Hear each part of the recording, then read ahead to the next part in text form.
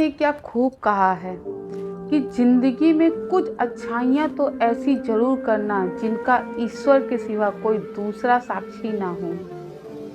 Hello friends, once again welcome back. मैं पूनम और आज की इस वीडियो में मैं कुछ खास लेकर आई हूँ आपके लिए।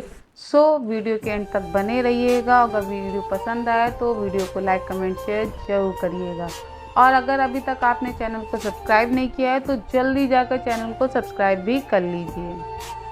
आज मैं किसी के लाइफ के एक्सपीरियंस को शेयर करूंगी। वो बताते हैं कि जब वो दूसरे शहर से अपने शहर आए और वो स्टेशन पे उतरे तब उन्हें पता चला कि आज तो भाई ऑटो वालों की स्ट्राइक है।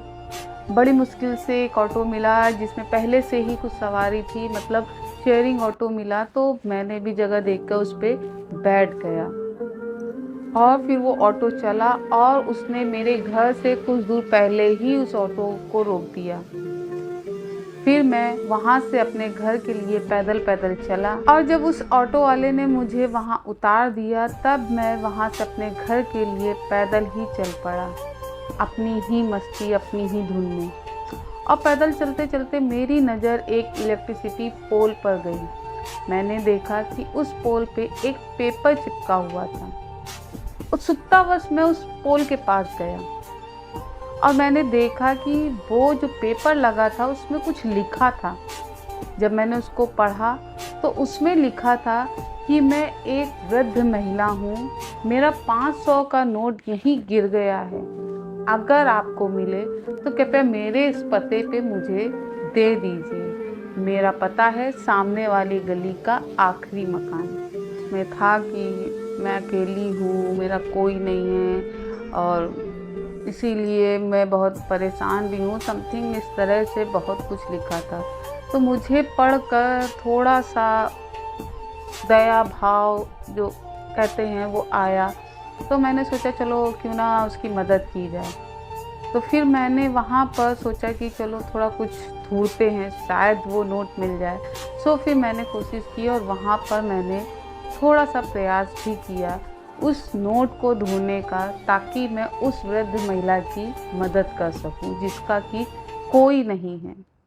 मैंने थोड़ी दूर इधर उधर देखा भी, सूरज ढलने वाला था, अंधेरा हो रहा था। तो फिर मैंने अपने मोबाइल की टॉर्च से भी उसको थोड़ा सा ढूंढने का प्रयास किया, लेकिन जब नहीं मिला तब फिर मैंने सोचा छोड़ो, नहीं मिला है तो फिर क्या कर सकते हैं। फिर मैं वहाँ से आगे चल दिया। मैंने कहा छोड़ो क्या करना, चलो घर चलते हैं। और फिर मैं जब घर के लिए बढ़ा तो कुछ कदम बढ़ते ही फिर मेरे दिमाग में आया, यार क्यों ना चल के पता किया जाए कि ये है कौन, एक्चुअल में वहाँ कोई रहता भी है या नहीं, या फिर ये किसी ने ऐसे ही लगा दिया है। मेरे दिमाग में ये सारी बातें घूमने लगी कि अब मैं करूँ तो क्या करूँ। बहुत देर तक आत्ममंथन करने के बाद फिर मैंने डिसाइड किया कि मैं चलकर देखूंगा और मैं चल दिया उस गली में। उस गली में जाने के बाद उसका जो आखिरी मकान था, मैंने वहाँ पर जाकर उसका दरवाज़ा खटखटाया तो अंदर से सच में एक वृद्ध महिला ही निकली और वो बूढ़ी दादी बाहर आकर बोली, हाँ बेटा बताओ क्या चाहिए। मैंने भी उनसे खुशी खुशी कह दिया कि दादी माँ आपका 500 का नोट मिल गया। और जब मैंने ऐसा कहा तो वो दादी जी ने बोला, बस कर बेटा, बहुत हो चुका, मैं तुम्हारे हाथ जोड़ती हूँ। मैं चौंक गया। मैंने सोचा ऐसा क्या हुआ। मैंने कहा क्या हुआ दादी, ऐसा क्यों बोल रही है। वो बोली मुझे नहीं पता, मेरा कोई नोट नहीं गिरा है, लेकिन अब तक 40 से 50 लोग आ चुके हैं जो ये कहते हैं कि उन्हें मेरा 500 का नोट मिला है और वो मुझे नोट देने आते हैं, जबकि मेरा तो कोई नोट गिरा ही नहीं। किसी ने मेरी मदद करने के लिए वहाँ पर वो पोस्टर लगा दिया और लोग आते हैं और मुझसे कहते हैं कि तुम्हारा वो 500 का नोट मिल गया। शायद वो मेरी मदद करने ही आते हैं, इसलिए मुझे ये नोट नहीं चाहिए, इसे ले जाओ, मुझे कोई मदद नहीं चाहिए। तो फिर मैंने बोला नहीं माता जी आप रख लीजिए, ये आपका ही नोट है, ये मैं आपके लिए ही लाया हूँ। मैंने फिर कहा माता जी ये नोट रख लीजिए। तो दादी माँ बोली, नहीं बेटा मैं क्यों रख लूँ भाई, जब मेरा कोई नोट गिरा ही नहीं तो मैं इसे रखूँ क्यों। मैंने फिर से बोला, अरे माता जी रख ही लीजिए, अपना समझ कर रख लीजिए। फिर मैंने उनसे बहुत रिक्वेस्ट की, उनसे मिन्नतें की, उनके पैर छुए और मैंने कहा अब दादी इसको रख ही लो। तो उन्होंने कहा ठीक है अच्छा, और उन्होंने उसको रख लिया। और फिर वो मुझसे बोली कि अच्छा बेटा मेरा एक काम कर देना। मुझे लगा कि हो सकता है अब वो शायद मुझसे कोई मदद मांग रही होंगी। तो मैंने कहा हाँ दादी बताओ। तो उन्होंने कहा अब यहाँ से जाते समय उस नोट को वहाँ से फाड़ देना, उसको उस खंभे से हटा देना। मैंने बोला ठीक है, और फिर मैं वापस चल दिया। फिर मैं पहुँचा उस खंभे के पास और मैंने देखा कि वो पेपर उस खंभे में लगा हुआ था। मैं उस पेपर के पास भी गया। फिर मैंने सोचा कि जो मुझसे पहले 50 लोग आए थे माताजी ने उनसे भी तो यही बात कही होगी इस पेपर को हटाने के लिए, लेकिन उन्होंने तो नहीं हटाया ना, तो फिर मैं क्यों हटाऊं। हो सकता है ये अगर पेपर लगा रहा तो और 40-50 उनके बेटे उनके पास आ जाएंगे उनकी मदद करने के लिए, तो मैं ये सिलसिला क्यों रोकूं।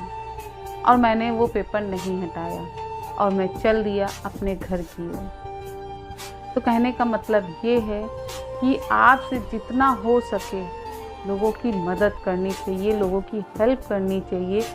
ये नहीं सोचना चाहिए कि मेरी हेल्प लोगों को दिख रही है या नहीं। आजकल तो एक ट्रेंड हो गया है कि अगर हम थोड़ी भी मदद करते हैं तो उसको हम सोशल मीडिया में हाईलाइट करने लगते हैं कि हमने ये मदद की। वो मदद नहीं होती है, वो दिखावा होता है। मदद उसको कहते हैं जिसको जब आप करो तो उसको सिर्फ आप जानो, मदद लेने वाला जाने और तीसरा वो ऊपर वाला जाने, उसके अलावा किसी को भी ना पता हो। वो होती है असली सेवा, असली मदद।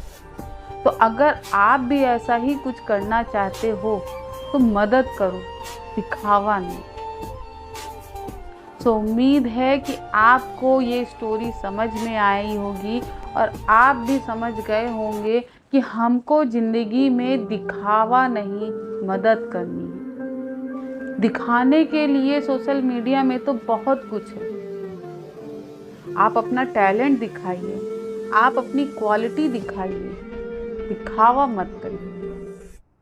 और दिखावा करके उस गरीब का, उस कमज़ोर इंसान का मजाक मत उड़ाइए। एक बहुत बड़ा ट्रेंड चल गया है कि हम छोटी भी मदद करते हैं उसको तुरंत वीडियो बनाकर डाल देते हैं कि हमने उसको खाना दिया, हमने उसको ये दिया, वो दिया, और वो हम सोशल मीडिया में सिर्फ इसलिए डालते हैं कि हमें बहुत सारे व्यूज़ मिलेंगे।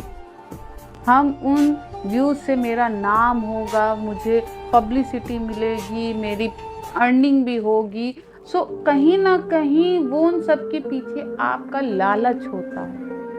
सेवा भाव, जहाँ सेवा भाव होता है वहाँ खुद का स्वार्थ नहीं देखा जाता है। वहाँ हमको बस सामने वाले की समस्या, सामने वाले की मुसीबत दिखती है और हमारे दिमाग में बस यही एक बात होती है कि कैसे हम उसकी उस समस्या को दूर करें, कैसे हम उसकी उस समस्या के समाधान में भागीदारी लें। तो लोगों के लिए आप एक सहायक बनो, आप उनके मददगार बनो, आप दिखावा मत करो। सो आज के लिए बस इतना ही। जल्दी लौटेंगे एक नए वीडियो के साथ, एक नई कहानी के साथ। सो अब तक के लिए गुड बाय।